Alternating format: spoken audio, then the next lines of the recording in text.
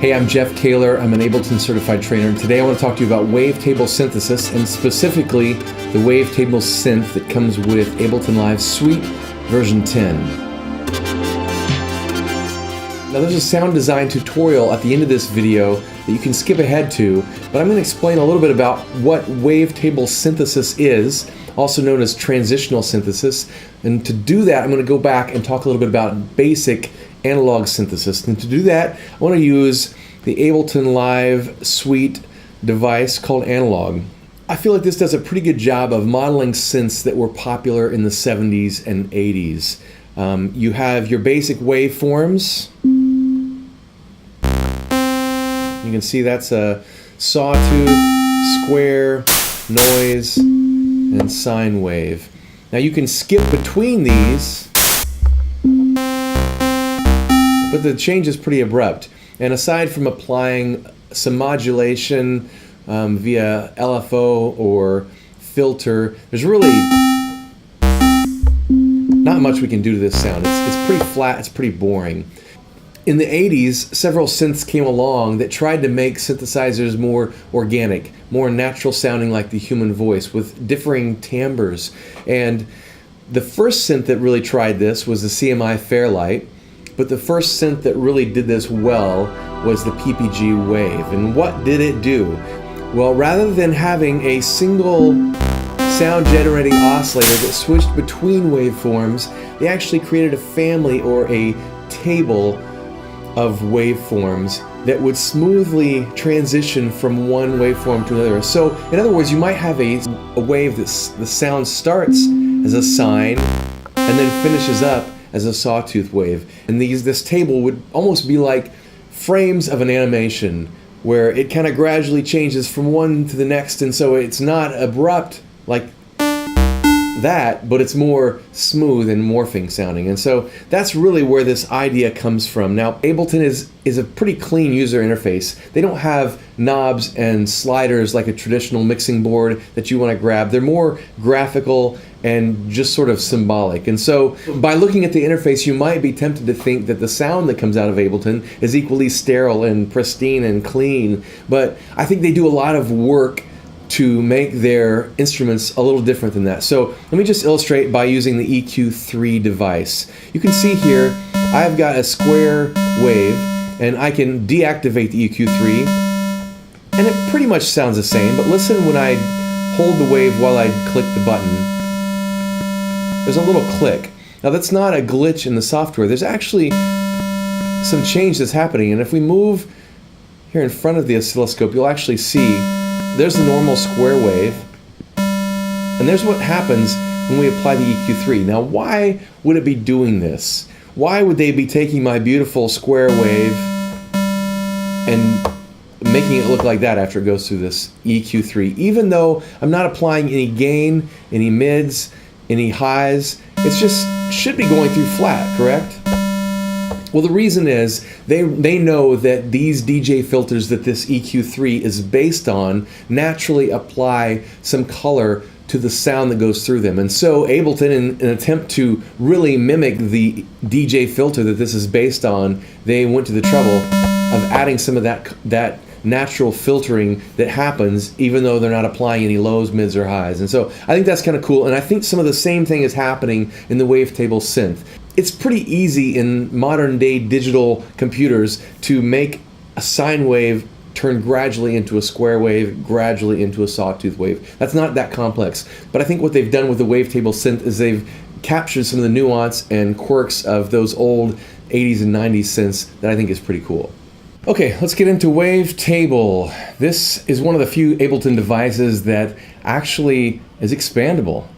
So if you click this little button here, it takes up the whole screen. So we can actually navigate everything here in the main window just fine, but who wants to do that when you can do that?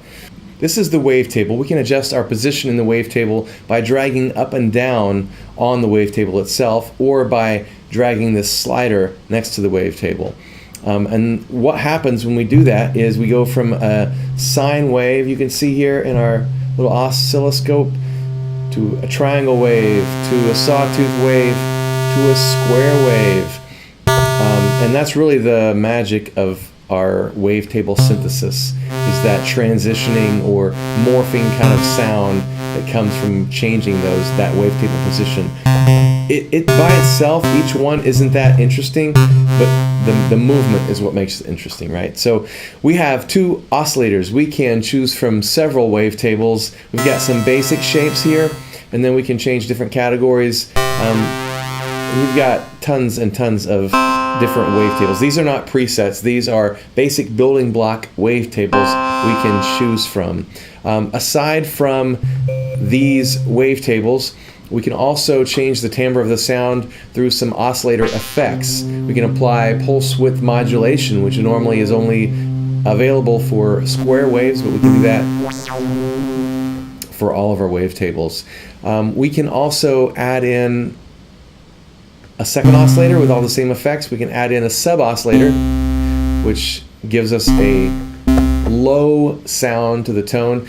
In fact, if you just click the sub-oscillator by itself, it's just a sine wave. We can add harmonic content by increasing the tone percentage here on this slider.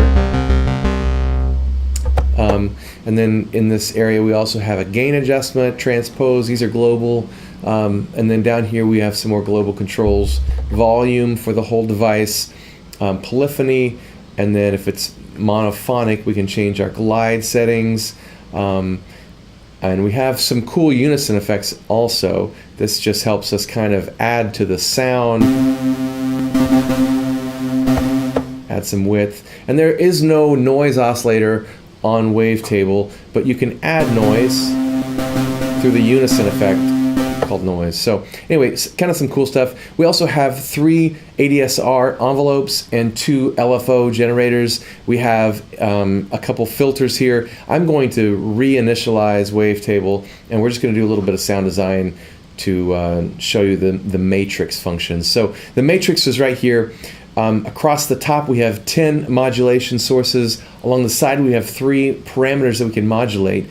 But anytime we click something in the device here, it becomes a modulation parameter. So let's go ahead and assign LFO1 to wavetable of oscillator 1, wavetable position. So we have that. And then let's assign the same LFO to the position of wavetable 2. Let's add in, let's go change the sound a little bit. We'll assign the wavetable position kind of in reverse. We get kind of a balanced effect there. I'm going to add some modulation here, and we're going to assign that to the LFO1 as well. I'm going to also assign that to timed oscillation of an eighth note. But not just that, I want to assign the rate of LFO1 to envelope 2. So that means the rate can finish at an eighth note, but let's have it start a little bit higher. So let's go.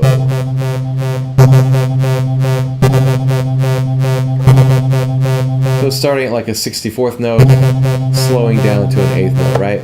I'm going to bring down our oscillator 2 a little bit.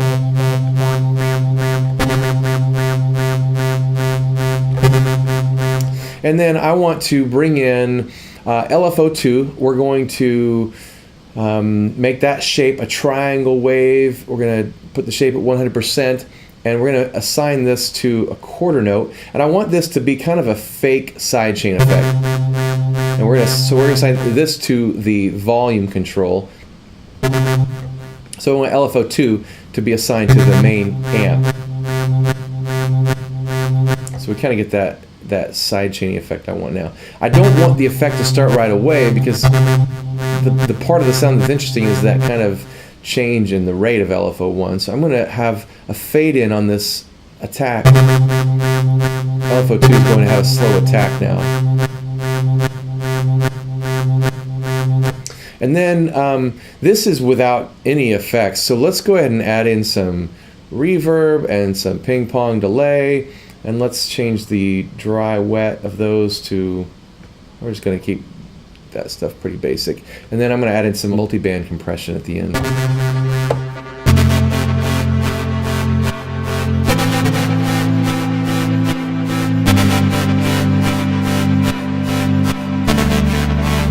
So as you can see, it's pretty easy to get some cool sounding stuff happening with the Wavetable synth that comes with Ableton Live Suite version 10.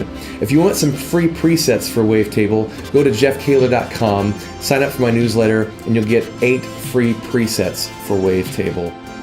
Thanks for watching. If you liked the video, please subscribe, please like, and we'll see you next time.